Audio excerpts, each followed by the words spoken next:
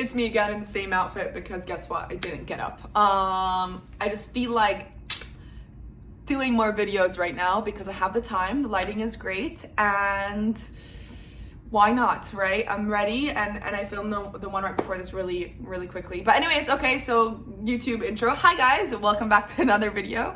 So today's video is going to be talking about reasons why models get rejected. So this industry is tough, and just like every industry in the world, rejection is everywhere, right? You're gonna get rejected from a job, you're gonna get fired from a job, you're gonna be etc, etc. Like no matter what industry you're in, rejection happens in life and in work life. But specifically in the modeling industry, rejection is a very common thing, because you're not just getting rejected when you are applying to an agency, but becoming a model means you have to have a really tough shell, because even when you become a model, you will get rejected from jobs and castings, either to your face. I mean, they might tell you, oh, you're too skinny, thank you for coming, and they might not even look at you or take a photo of you, and they're just gonna tell you that right at when the second you come into the door. Like that happens. Or oh no, you're too tall, or oh, you know, your thighs are too big, or whatever.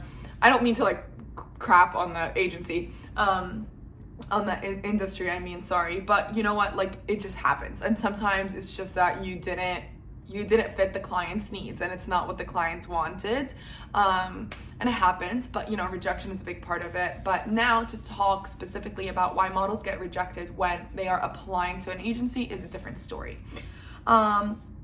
So sometimes you might apply to like 10 agencies, right? And 9 of them or 8 of them might not tell you yes, but they also won't tell you no.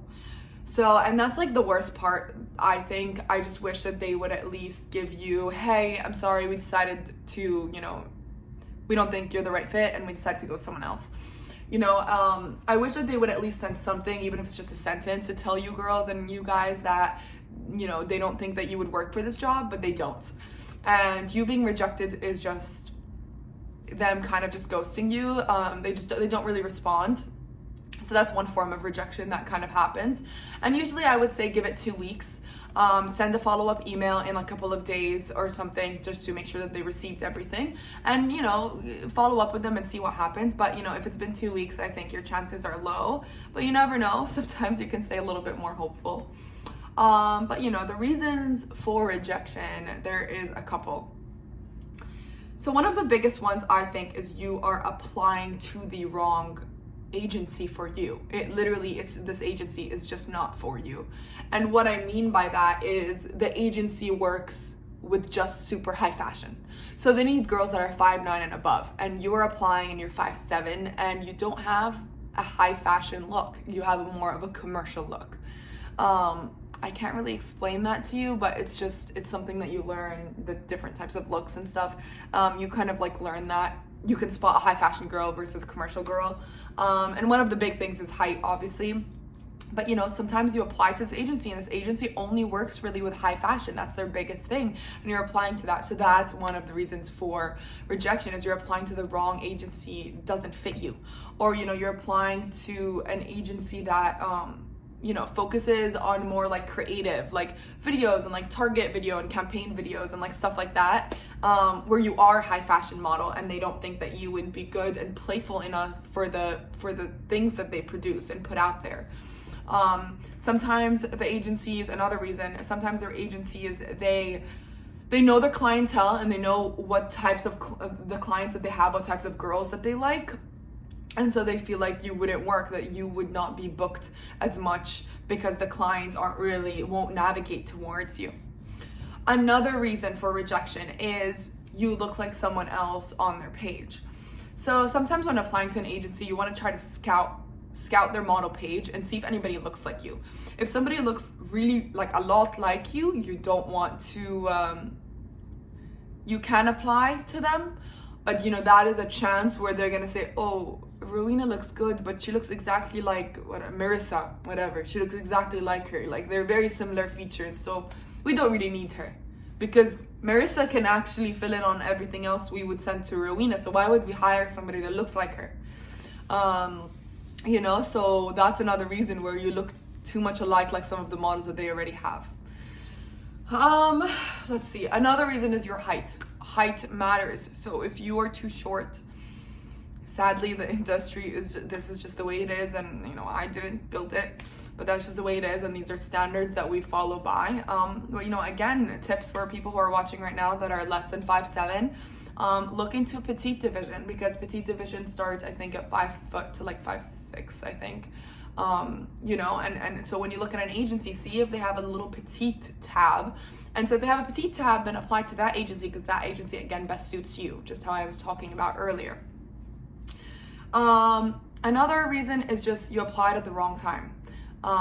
Sometimes they're not looking to hire anybody, and they don't want somebody new. They're doing perfectly fine. They're doing great. They're not looking to hire anybody. Although yes, they're always hiring. But sometimes when they don't feel the need to put on another girl on their page, then, you know, then they're not really motivated to hire you. Another reason, again, a sad reason, is just they missed your application, or they didn't see it. I guess that can happen. And, you know, that's why sometimes I advise you guys, if you applied, if you want to apply in another 6 months after that, then go ahead and do that. That's fine. I wouldn't apply immediately again, because that would just piss them off and they would notice. So if you do want to apply, I would apply 6 months later. Just apply again. Just make sure that they, you know, just give it another go and see. Another reason for rejection is simply your digitals are just not good. Your digitals are not good enough. Your application was not good enough. Again, this is why I filmed the video right before this. I'll put the link over here. The video right before this that I just filmed, I talked about, you know, applying the strongest and best way possible, and everything that you put into the application is very important.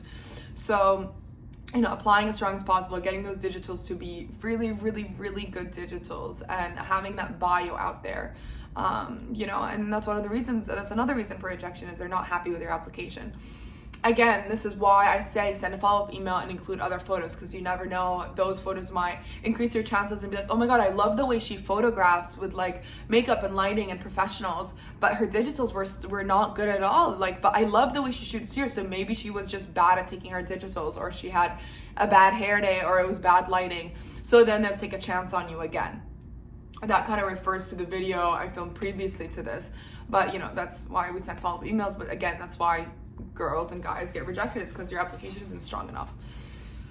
What else? Measurements, I guess. You know, it's a picky industry, and if you're too big on the hips, it's like a problem. And you know, sometimes I have some people that it's difficult for them because they're not necessarily skinny, but then they're more like, oh, sorry, I'm sorry, I'll go back for a second. So they're not necessarily so they're not necessarily skinny, but they're also like, they're like a little bit curvy, but they're like in between curvy and skinny.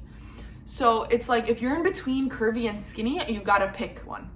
Either you want to gain a little bit more weight to be more of a curve model, or you want to lose a little bit weight to be more of the typical commercial model.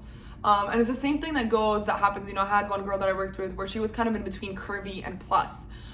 She wasn't necessarily plus, but she was more of a curvy, but it's like she was just right in between the two. So that like kind of makes agents question, where do I put her in? What does she fit into? So you got to pick a side and kind of work towards that as well. So I think that's it. These are kind of the reasons for rejection. I mean, I'm sure there are others that I specifically don't know and don't really understand, because I'm not necessarily an agent working in an agency. I do have one more, actually. I'm sorry.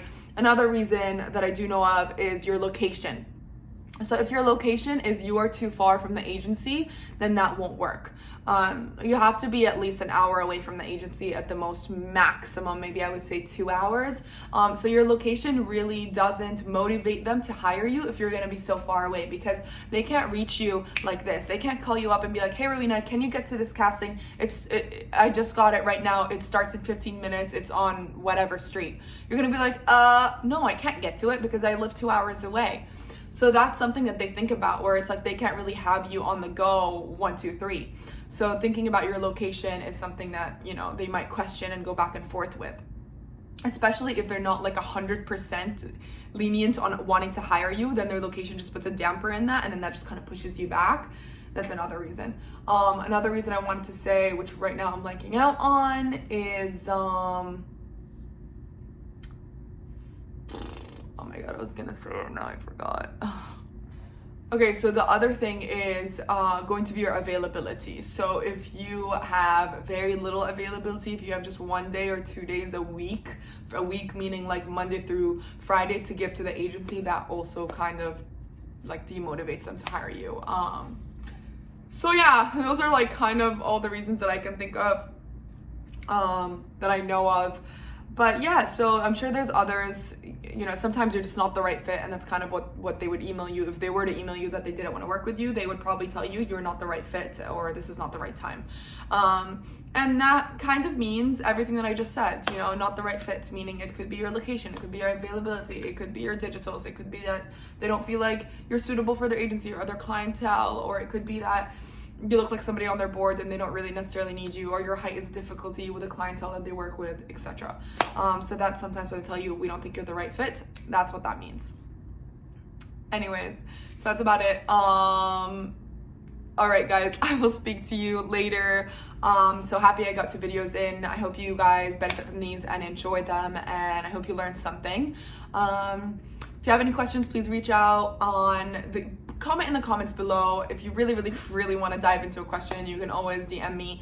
Go on my Instagram, follow my Instagram and my TikTok, especially my Instagram, because over there I do a lot of Q&As that I share with you, and they benefit a lot of people when I do them. Obviously, I film a lot of videos, and I'm very active on there, so you guys can learn a lot too from there as well.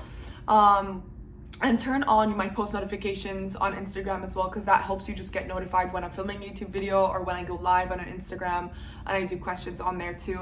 It's always beneficial to everybody. So follow those and press the notification button. Remember to subscribe, like, and give this video a thumbs up. And I will speak to you guys very soon. I love you and have a great week.